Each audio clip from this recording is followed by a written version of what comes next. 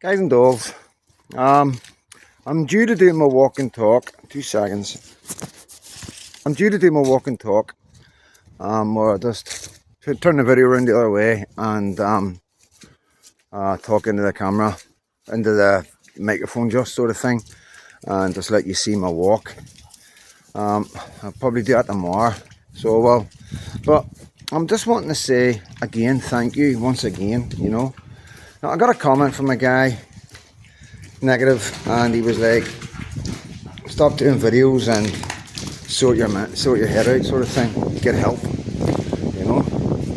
Thing is, now I'm getting help. I really am. For the first time ever, I'm seeing a psychologist, and been really good so far, but I just want to say thank you to everybody for the really, really positive remarks, because like I keep on saying, it's difficult, you just don't know what way this goes, or what, you know the score. You can imagine how difficult this is. But first of all, I just want to say thank you to everybody that's commenting and loving, subscribing, and just giving me that boost of confidence that, like, is so overpowering towards negative mental health, that no matter what state your mind's in, to a certain degree, obviously, that kind of encouragement and support, it's just there's no negativity can get through. It's just, for a moment in time, you feel really good, and that means a lot.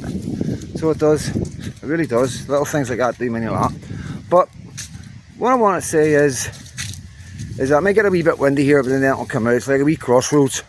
Well, I want to sort of talk a wee bit about my mental health, about how I believe I've got to where I've got.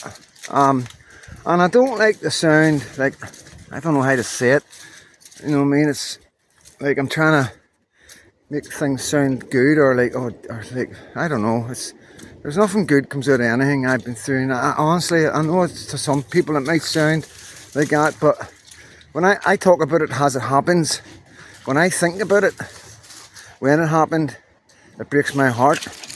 But when I talk about it as it happened then, I'm sort of taking myself back there, and sometimes it can come across, I think, as maybe I'm glorifying it in some way, and I really do not ever want that to come across in any way at all, because even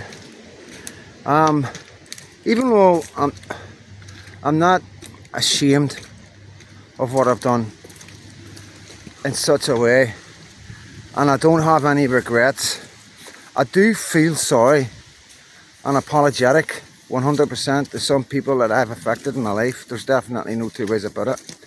It's a tricky one for me, because I've got to be careful what way I say things and do things. And this isn't about YouTube or anything like that. This is about me, you know what I mean, and how I go forward, And I think a lot of people understand what I'm talking about, because this is for people with mental health problems, And if I don't tell you how I dealt with being in solitary confinement and locked up all my life, and just the abuses of powers non-stop, I'm not going on and moaning, it's happened, it's done, They give me 40 grand, that's what they give me, that's what I got paid. They paid me 40 grand for a broken childhood. That's what my childhood was worth to them, £40,000 compensation, I give most of it away, give 500 here, 1,000 there, another 1,000 there, another 500 here, another 400 there, 300, 200, 100, whatever. Just give it most of it away. It's gone in 3 months, got myself some nice clothes and that. Got myself a nice phone, a computer, trainers and stuff like that. I've been all around the world, to do with Northern Ireland, and so I've no will or wish to go anywhere. And like, this is one other thing, people are saying about wanting to give me stuff and help me out and stuff like that. And I don't want to sound unappreciative, but I've got about 28p in my bank, right? But I really don't need anything. We've got everything for the baby, I don't drink and I don't go out, and I love my dogs, I love my walk, I love life, I love simple things in life. And I don't know if it's because I've done everything I've wanted to do, and when I got there, it wasn't that great,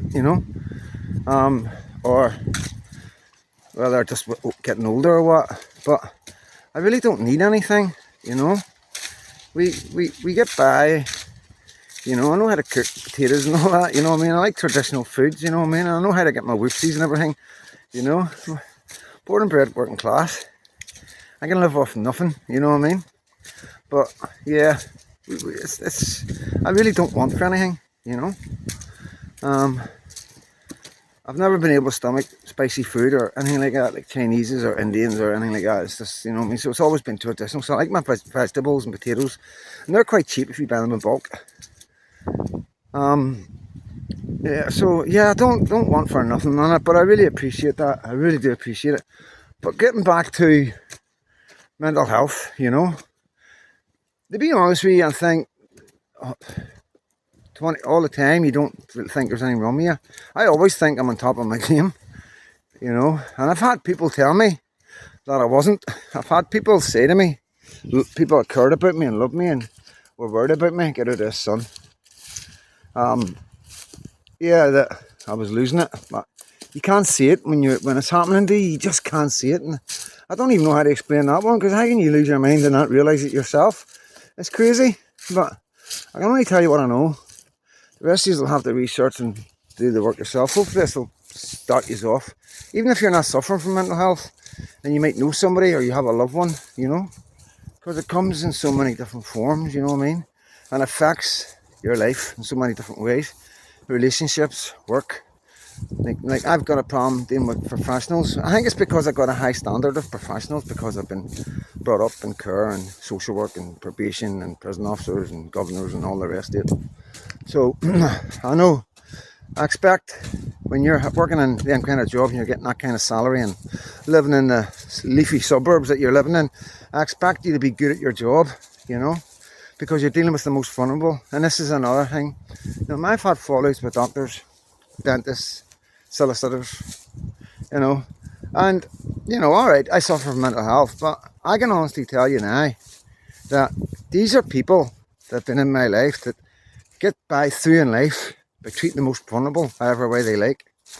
And when it comes to me, because I don't stand for it, they've got every tool in their hangy, you know what I mean? Because on paper, you know what I mean, if I say anything untowards, it's because I'm not right in the head, you know, because I got mental health issues, because I'm a criminal or bank robber or whatever you want to call me. So it's very easy for these professionals, you know, just to put me straight down, and that's what happens. You know, and you'd be quite surprised how many professionals that are in care of working class people that totally feel them. It's unbelievable. I've got experience firsthand, you know. I'll maybe do videos like I don't even know why I shouldn't name them, because they deserve to be named. These people, you know, these people are in charge of the most vulnerable. But you know what I mean. I don't want to go down that road, to be honest with you. I don't want to use this platform for that, you know. So I'm going to say that now. I'm never going to do that, you know. But of course, it makes me angry because I see it, you know. And I want to talk about it. I want to say, you know, this is what's happened, because it's unbelievable. It's like, you know, you've got people that look at you because what they see in paper. Where's it here?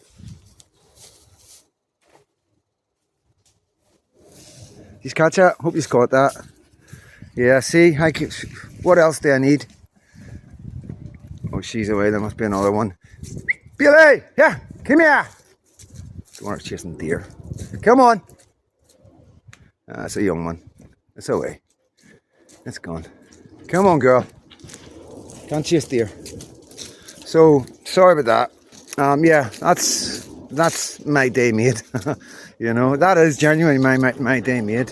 You know, some people go for a drink and some people maybe take drugs. That's my pill. I just pop that pill and that's me, you know. But, you know, mental health, how do you cope? How do you deal with it? How did I deal with it? What I done was become somebody. I always became who I needed to become. I became a character, you know. Everywhere I went in life, I played a role. So I did. And I could adjust that role to whoever was in front of me. Bit like a con man, I suppose, but I wasn't doing it for any gains. I was doing it so I didn't get hurt, abused, and just to protect myself, to be honest with you. You know, so I don't know how I did it sometimes, you know what I mean? But it is genuine. I'm being genuine. You know, the person I am in here would never survive in prison, you know? I don't want it to sound crude, but I would be passed about like a scud book, you know? It's a working class talk. Sorry if it offends you. But, you know, it's what I've seen in my life. I've seen some horrific things get done. You know, when I was 16 and a half, I seen a man get almost brutally unlived in an exercise yard. I seen fully grown, big, large men taking turns going into a small cubicle, trying to unlive this man. I seen his teeth on the floor. I seen him when he was trying to get out the door, getting his fingers getting crushed with the door, the hanging. I've seen him crawling across the exercise yard to get to the screws. You know, I've seen worse than that, but I can't talk about certain things, obviously. You know, that can talk about because the screws seen that. I seen what the screws seen, so, you know. But there's things that I've seen that the screws never seen. I could never ever talk about. There's nothing to do with me, but, you know, I'm no stupid. So yeah, you see horrific things, and you sort of like, the inner, what is the wind tunnel. You see horrific things, and like, so. But I think the main thing for me that kept me right from going across that line, is knowing I was always acting, you know, and it gets to a stage where the acting is like, you forget you're acting, and you just become the character. You know, and it is like you hear with these people, these policemen are going undercover, that they become the character and they lose themselves. It is like that, exactly like that. You can lose yourself. But this is the one thing that saved me. The one thing that saved me was my mother. My mother bringing me up to be a Christian. Sorry for looking, I'm trying to thing it from the wind. The wind's just coming and going. My mother had me going to church, Sunday school, in the BB. God was a big part of my life for 8 years. 8 years, you know. I don't know, maybe, I know I was, my mum didn't know she could have kids. She had me late in life, 40 odds, you know what I mean? Just like I'm doing right now, you know. But I was everywhere with her, you know. And I enjoyed Sunday school, and I enjoyed learning about the Bible. And I always had children's books about the Bible, you know. And that's what kept me from losing character, like getting too involved in the character I was playing in prisons, because it's like, it's always something to hang on to, because when you're playing these particular kind of characters in prison and you're being violent and nasty and hard, then it's so easy to accept that this is life, and this is how bad people really are, and this is how you need to behave, you know. And I suppose I always seen Christianity. I'm a Christian, but I'm no like your Christians that go to church every week and preach the Bible and everything. My Christian and my church is in my heart, you know. I can't force anybody else, and I just think it's not my calling. If that was my calling to be a preacher, I would know, you know. That's the way God works. But I seen that Christianity that I knew as Christianity while I was playing a role of being this person in prison, like at 16 and 18, 19, 20, 24, and then on into my 30s and everything. With a gap, 10-year gap between big sentences and stuff. The Christianity, it was like a grip. I would always hold on to it. Like it was like being pulled with the force of wind or a wave, and you're holding on to the side. You let that grip go, you're gone. That's what it was like. That's the only way I can explain it. That's what kept me from becoming an absolute psychopath. Because when you're in the roles, all bets are off. When you're in prison around really violent people, and there's a chance that you could be molested, you know, not at night. Don't get me wrong, it's not like that. It's a lot worse in America. Please don't think like that. But when you're a young man and you've had things done to you in homes, and you come into the adult system looking really young like I did, and you'd have men whistling at you when you're in your shorts, you would get a bit paranoid. No two ways about it, you know. So that was a driving force. You've got to understand that. That was a big driving force. The more brutal I was, and I knew, the less chance anybody would want to have me as a wee playmate, or whatever, you know. When I done my 6 in England, I came back with a ponytail. I wouldn't even let a man cut my hair, you know. We're not about getting near me, you know what I mean. But anyway, what I'm saying is like, you become that character and you do really bad things. You have to. And this is what I've said in my other videos. I've only done bad things to really bad men, and I'm going to show you that, you know. Maybe one day I will tell you the stories, you know. I have to be careful, obviously, you know, because I know there's certain people watching these videos that's waiting for me to slip up so they can slap me away into jail for another few years and get me to stop doing this. And I know that, so I do have to be very, very careful, you know. I have a lawyer and I keep things right with my lawyer. I've got good lawyers, you know, because like I say, you know, a lot of lawyers that I've had in the past, they became friends sort of thing, you know what I mean, because they can see who I really am and they see the situation I'm in, and I think it's just human sympathy that they look and they go, yeah man, you know, this is wrong, you know, you know about, and I know, you know, I was told, I can remember when I was in the YOs in Belfast, a screw called me in the office and going to me, and it's weird, I'll tell you, I'll be told, I've never told this to anybody in my life. He called me in the office and he goes, I'm not going to say my name, he says, Freedom Dad, he goes, you're not like the rest of these boys, you're different, you're a good lad. And see him saying that almost made me cry. You know, I don't know if he's seen, it brought tears to my eyes. And I can, to this day, I can't really get my head around why that's him saying that to me would have such an effect on me. But I think it was maybe because I'm playing a role that I know it's not me, and I'm not liking it. But I'm no dropping that mask, like. There's no way am I dropping that mask. These are my mates. These guys I'm running about the streets with. You know what I mean? I'm from the working class. I'm from the streets. We behave a certain way. You got to demand respect and all the rest of it. You know what I mean? You don't get respect, then what do you got? Didn't have any brothers to back me up, you know, or uncles or a dad. You know, just me. Just me. And that's not just me in a pure way. You know? I didn't see it like that. I never ever seen it like, because if you don't have something, you just don't miss it. You know what I mean? You don't realise, oh, I don't have brothers because you don't have brothers. You just don't have brothers, and that's just it. They have brothers, that's just it. Oh, lucky you, sort of thing. You know what I mean? But like, it's about putting on a face. So I don't want to go on and on. I just want to try and make some sort of point here. So I think what I'm trying to say is basically, is I used that in prison. That concept of being somebody else, right? And got into character and everything, right? But, so what I've actually done on the outside to help me with my mental health, and so I didn't hit depression and all that, because you know, I'm very lucky that way, you know what I mean? I've got anger issues, to be honest with you, you know what I mean? I do have issues that I'm being totally honest and open with professionals and trying to get help, you know? And I'm looking at answers. I know I'm not a bad person, but like I say, I don't go about hurting nice people. But if somebody bad comes up to me, I can be quite brutal because they're bad. I don't know. I don't know why. I don't have the answers, right? And I don't like who I am, who I become in them times. You know, it really isn't nice. 2 seconds, I get round this wee bit. Sorry about this one.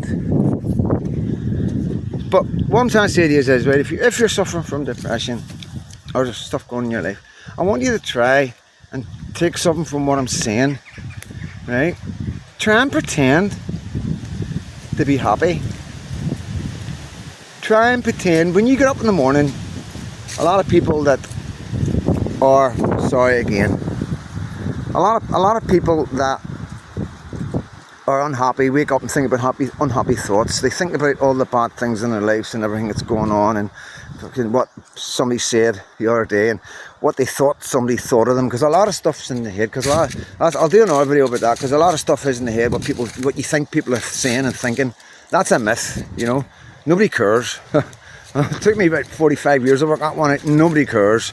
But overthinking is my thing, you know. That was my big thing. And so when you get up in the morning, try and pretend to be happy. Look at yourself in the mirror, smile. I know this sounds mental to some people, right? But all I can do is tell you to try this, because, I think this is what I do sometimes. And I think, like an addiction of anything that you start doing, you become addicted to it. And it's really hard to break the habit, you know what I mean? And I can't explain it any other way, because that's what I do. I get up in the morning and I don't need to do it anymore, but I can remember I used to do it. I used to, feeling a bit down. Nah, no I'm not, I'm feeling good. It's a beautiful day. Even if it was raining, I would say it's a beautiful day. Waterproofs on, jackets on the dogs, out I go. Before I know it, I'm starting to feel better, I'm starting, because I'm thinking good thoughts. And it's almost like a snowball effect, Honestly, it's like a snowball effect. And then you start getting in a rhythm, and before you know it, you're having a really good day. You're saying hello to people are saying hello to you back, you're getting good vibes. It's like, and then when I think about that, I think to myself, right, I could have went either way there. I could have woke up and just kept on thinking about the bad things in life, stayed in bed, not got a shower, not bother eating. Can you see how that snowballs? So that's what I'm trying to say. Our brains are like our little brothers and sisters. They're constantly looking at us for advice of what to do that day. And they can only go on what we think and say, You can, and that's how I see my brain. My brain isn't me. It's a part of me. But there's a soul that's me. There's a heart that's me. The brain's the computer. It tries to work everything out. It's the wee brother that's constantly phoning you about, wanting to know what direction they're going. You know what I mean? It's up to you what direction you tell your wee brother and wee sister to go in. Depends on the journey you make that day. So if that makes any sense, I don't even know if it makes any sense. I hope it does, guys. If you've got somebody with mental health and it does make sense, sure, then let them see it even, you know what I mean, whatever. If it does, if you think this can help somebody, because I know a lot of people are sick of hearing from people that never experienced any hardships in life. And they've went to college for a few years, you know what I mean? They're getting paid the big bucks, to try and put people right. And half the time all they do is bring all this bad stuff out and make them worse, because that's what's happened to me, you know what I mean? It's like, and when I got that compensation, the £40,000 for what happened to me, there was a wee bit where, because there's like this organisation, absolutely rubbish organisation. Yeah, I'm not going to say the name, like I say, it's really hard because they should be called out, these people, but the whole thing was rubbish, you know what I mean? £40,000 for a broken, oh, Denny. So, Denny, listen to me, don't. But, yeah, listen guys, I'll rabbit on, but it's, you can trigger yourself, you can trigger things, don't trigger bad things all the time. Try and take control of your brain, right? Because you're not your brain. You're in here. You're here. I don't know what it is, but there's something in there that's us. The brain's different. I only know it's because of what I've experienced, the situations I've been in. I will tell you more. This is the tip of the iceberg. What I've said, it's quite unbelievable. But I can't say anything because all my friends have grew up with me are on here on TikTok and everywhere else and X. People since I was a wee boy. Social work. I've still got a social worker that's alive that was there the whole way through my life from my mum down. The police have everything on me, everybody information. The prison have all the prison records. So trust me, if I start bullshitting you, they're going to be straight out there to try and badmouth me and try and stop me speaking to you and try and turn everybody against me. So if I ever am wrong, I've made a wee mistake, that'll be it. But I won't tell you lies, and sometimes it is quite unbelievable.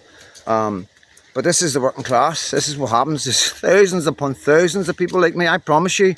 I know you might think it's just because I'm here. I'm able to do this. You know what I mean? There's so many that are broken, destroyed, alcoholics, drug addicts, totally destroyed. I mean destroyed. It breaks my heart because I know a lot of them. I grew up with them. A lot of them are in care with me, and a lot of them are in training schools with me. A lot of them are in the YOs with me, and they're gone. There's very few that are alive or still here, honestly, and that's an absolute shame because it's just been forgotten. I call them the forgotten souls, I'm one of the very, very lucky ones, guys, but I have still got problems, I still have problems, but I recognise them problems and I'm trying everything I can to make sure I don't go to prison and I don't hurt anybody and I stay away from pubs and I stay away from idiots and all that carry on and people think they're tough, because everybody's tough until you meet a tough man, It's true. Thanks for listening, guys. lots of respect. Thanks for the love. Honestly, I can't thank you enough. You know, thank you.